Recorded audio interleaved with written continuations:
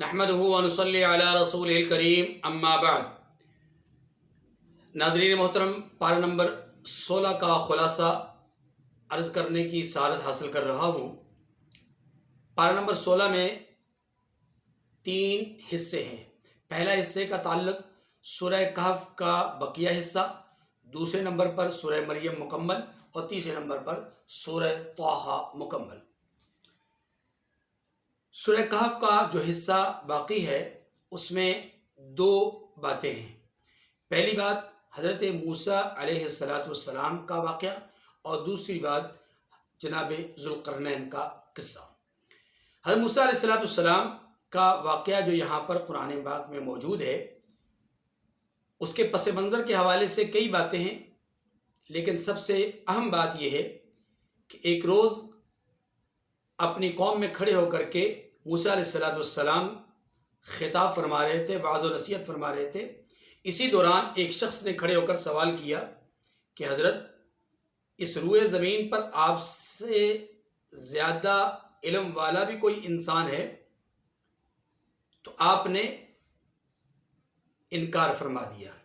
لیکن یہاں یہ ہمیں ذہن میں رکھنا چاہیے کہ نبی وقت اپنے زمانے کے سب سے بڑے عالم ہوتے ہیں، تو موسیٰ علیہ السلام کا یہ جواب سطحی اعتبار سے، ظاہری اعتبار سے، حقائق کے اعتبار سے، اصول کے اعتبار سے بھی بالکل درست تھا۔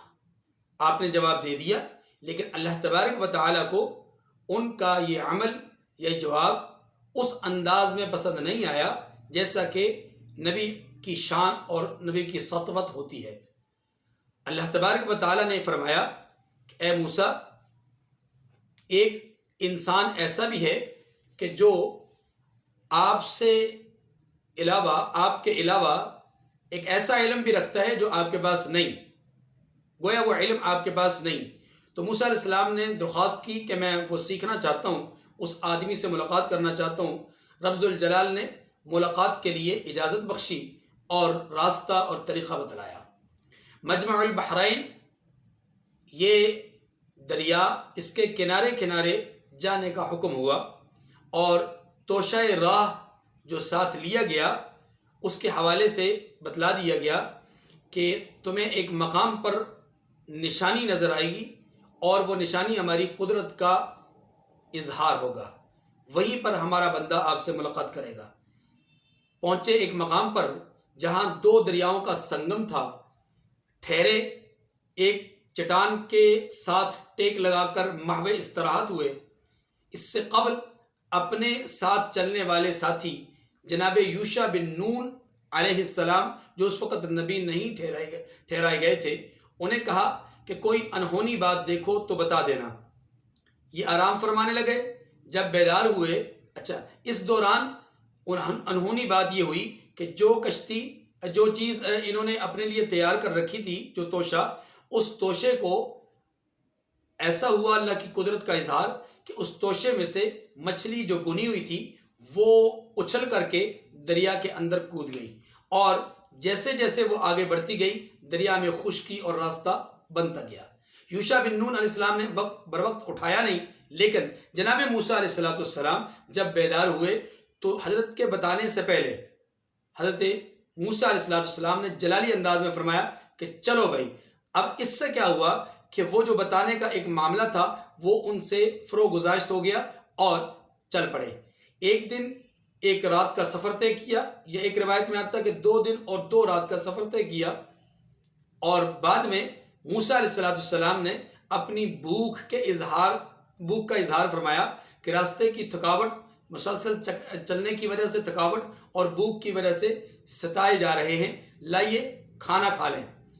اب یوشع بن نون علیہ السلام نے سارا منظر بیان کیا کہ وہ جو ہمارا کھانا تھا وہ اس کے ساتھ تو یہ ماجرا پیش آیا۔ فرمایا کہ وہی تو ہمارا مقام تھا۔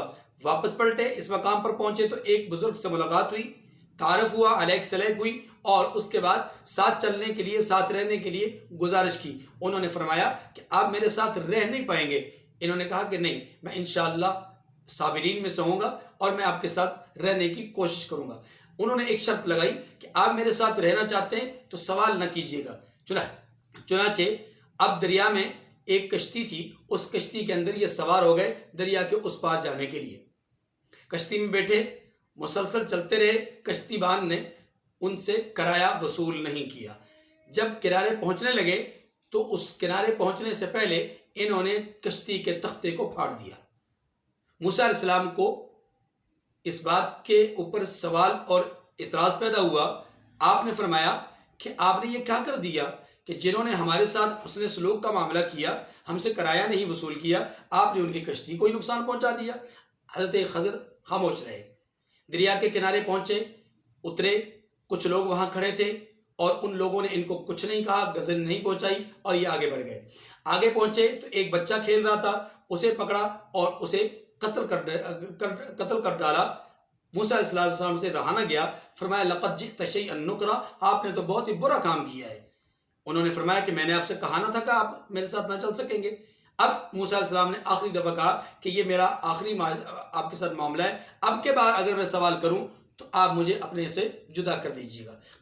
چنانچہ گئے، آگے ایک بستی تھی اور ان کو کھانے کی طلب ہوئی، بستی والوں سے کہا کہ کھانا دیجیے، انہوں نے کھانا دینے سے انکار کر دیا۔ اسی بستی میں ایک دیوار تھی جو گرنے ہی کے قریب تھی، موسیٰ علیہ السلام کو ساتھ لے کر کے خضر علیہ السلام نے دیوار کو سیدھا کھڑا کر دیا، گرنے سے بچا لیا۔ موسیٰ علیہ السلام سے اب بھی رہا نہ گیا، پوچھ بیٹھے کہ یہ کیا کر دیا؟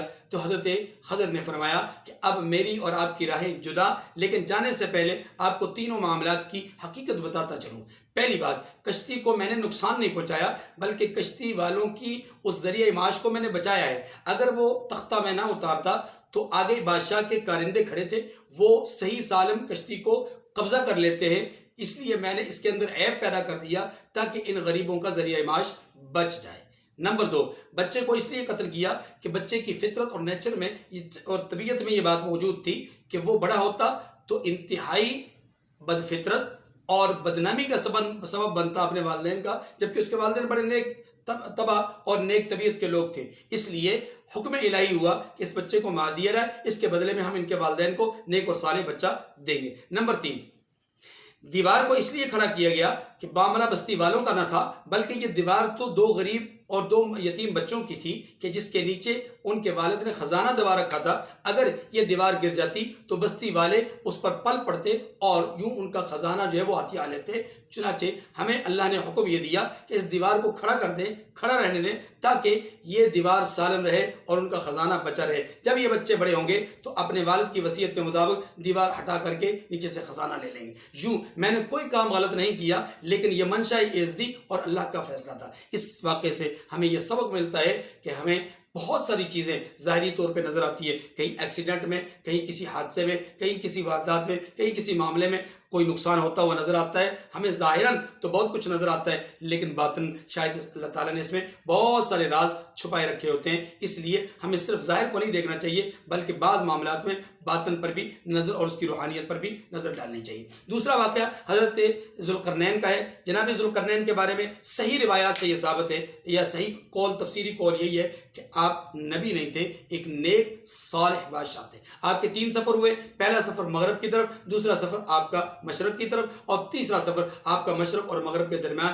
ایک ایسے مقام پر ہوا کہ جس مقام پر ایک ایسی قوم آباد تھی کہ جس قوم کو ہر روز ایک وحشی قوم، ایک دوسری وحشی قوم آ کر کے تنگ کیا کرتی تھی، اور اس وحشی قوم کو قرآن نے یاجوج اور ماجوج کے نام سے تعبیر کیا ہے، اور یہ قرب قیامت میں یہ آزاد ہوں گے۔ اللہ کے رسول صلی اللہ علیہ وسلم نے فرمایا کہ تم میں سے ایک، ان میں سے 1000، یعنی ان کی تعداد 1000 اور تمہارے 1۔ یوں اللہ تبارک و تعالیٰ نے اس قوم کے راستے میں رکاوٹ ڈالنے کے لیے جناب ذوالقرنین کو وہاں بھیجا۔ جناب ذوالقرنین وہاں گئے اور انہوں نے اس قوم کی بات کو مانتے ہوئے اس شریر اور سرکش قوم کے درمیان میں ایک دیوار کھڑی کر دی، اور یہ دیوار جو ہے وہ تانبے یا پیتل سے جو ہے وہ بنائی گئی تھی، اور اس کو جو ہے وہ سد سکندری بھی کہا جاتا ہے۔ آج تک اس دیوار کا کوئی نشان، کوئی نام، کوئی جو ہے وہ جگہ اس کا تعین نہیں ہو سکا، اور نہ ہی کوئی اس جگہ تک پہنچ سکا ہے، یہ اللہ کی قدرت ہے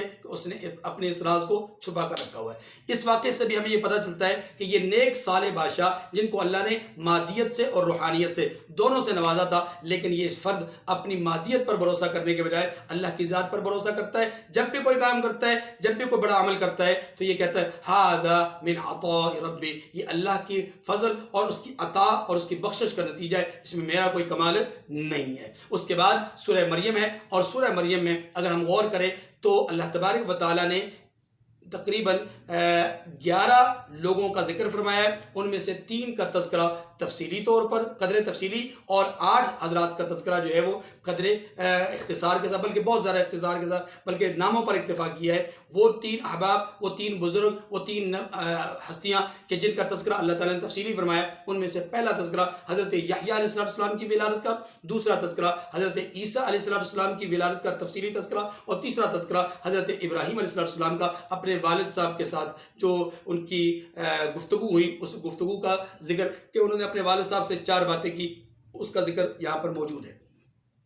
اس کے بعد 8 انبیاء علیہ السلام ہیں کہ جن کا نام اللہ تبارک و تعالیٰ نے یا جن کا مختصر تذکرہ ان آیات کریمہ میں کیا ہے۔ ان میں سے پہلا تذکرہ حضرت موسیٰ علیہ السلام کا ہے، دوسرا تذکرہ حضرت ہارون علیہ السلام کا ہے، تیسرا تذکرہ حضرت اسماعیل علیہ السلام، جناب اسحاق علیہ السلام، جناب یعقوب علیہ السلام، جناب ادریس علیہ السلام، اور حضرت آدم علیہ السلام، اور حضرت نوح علیہ السلام۔ یہ مجموعی طور پر 8 انبیاء علیہ السلام ہیں۔ اس کے بعد تیسری بات یہاں پر ان آیات کریمہ میں جو آج کے اس پارے میں جو تیسری بات ہے وہ ہے سورہ طٰہٰ سے متعلق۔ سورہ طٰہٰ میں بھی 3 باتیں ہیں۔ پہلی بات، حضور علیہ السلام کو اللہ تبارک و تعالیٰ نے تسلی دی ہے کہ آپ قرآن مجید کا یہ جو پیغام ہے کفار تک پہنچاتے ہیں، کفار آپ کی بات نہیں مانتے، آپ کو اس سے دل شکنی ہوتی ہے، لیکن آپ غمگین نہ ہو، آپ پریشان نہ ہو۔ اللہ تبارک و تعالیٰ نے جن کی قسمت میں ایمان لکھا ہے وہ ایمان لائیں گے، جن کی قسمت میں ایمان نہیں لکھا وہ اپنے برے انجام سے 2 4 ہوں گے۔ آپ بالکل پریشان نہ ہو، آپ نے اپنا فریضہ رسالت پہنچا دیا، ادا کر دیا، آپ نے حق ادا کر دیا، لہذا آپ بری ذمہ ہیں۔ دوسری بات، حضرت موسیٰ علیہ السلام کا طویل قصہ، اور اس قصے میں بہت ساری باتیں ہم یہاں پر سمجھ سکتے ہیں۔ مثال کے طور پر اللہ تعالیٰ سے ہم کلام ہونے کا شرف، دریا میں ڈالے جانے کا ذکر، تابوت کا فرعون کو ملنا، اسی طریقے سے حضرت موسیٰ علیہ السلام کے ہاتھ سے قبطی کا قتل ہو جانا، مدین میں کئی سال تک آپ کا رہنا، آپ کو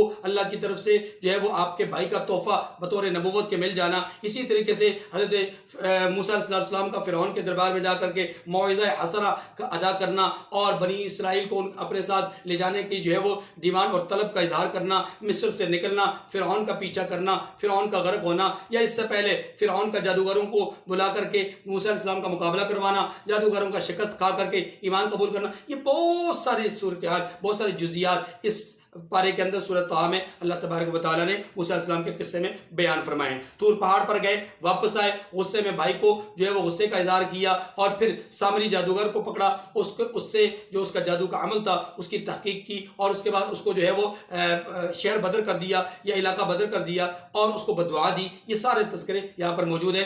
آخر میں تیسری اور آخری بات سورۃ طٰہٰ میں وہ حضرت آدم علیہ السلام کا قصہ ہے، جس میں آدم علیہ السلام کے سامنے ابلیس کی سرکشی، اس کے تکبر اور اس کے غرور کو بیان کیا گیا ہے۔ اسی کے نتیجے میں اللہ تعالیٰ نے قیامت کی منظر کشی فرمائی ہے، اور فرمایا ہے کہ جو لوگ دنیا کے اندر تکبر، سرکشی اور غرور کا مظاہرہ کریں گے، اور وہ اللہ کو وحدہ لا شریک نہیں مانیں گے، ان کی اطاعت نہیں کریں گے، ایسے لوگ قیامت کے دن رسوا ہوں گے، انہیں اللہ تبارک و تعالیٰ اپنی رحمت سے جو ہے وہ دور کر دیں گے، وہ اندھے ہوں گے، اور پھر وہ کہیں گے قال رب لما حشرتنی اعمی وقد كنت بصیرا، پروردگار دنیا میں تو میں دیکھتا تھا، اچھا خاصا جو ہے وہ مجھے نظر آتا تھا، آج مجھے اندھا کیوں کر دیا گیا؟ جواب دیا جائے گا اس لیے کہ دنیا میں رہ کر کے تم نے ہمارے ذکر کو، ہماری نصیحت کو بلا دیا، آج ہم تجھے بھول گئے۔ اللہ تعالیٰ مجھے اور آپ کو اپنا ذکر کرنے کی توفیق نصیب فرمائے، خود کو یاد رکھنے کی توفیق نصیب فرمائے۔ وآخر الدعوانا ان الحمد للہ رب العالمین۔